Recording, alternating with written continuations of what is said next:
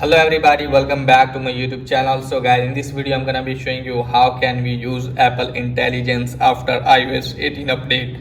So guys, let's get started without wasting your precious time. So guys, if you want to use the Apple Intelligence and its feature, then what you have to do guys, just simply have to go to the settings app, and after that guys, what you have to do is just simply have to go to general.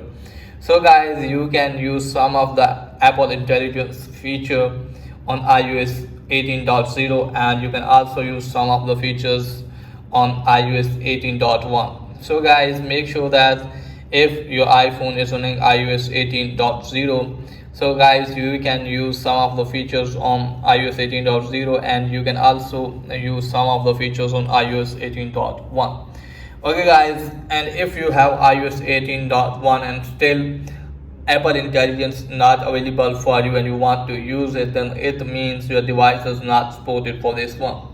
Okay guys, go back from here, just simply have to scroll it on. Also you have to tap on language and region, and just simply have to select your language and region at United States or UK, and after that guys, check if Apple Intelligence is available. So guys, let me search for the Apple Intelligence in the setting. I'm going to search for the Apple Intelligence.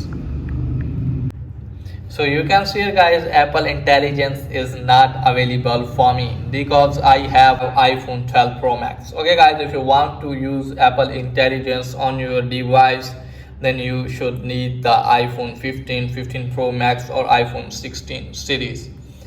So that's pretty much for today's video. If that is helpful, please like and subscribe my channel. Thanks for watching.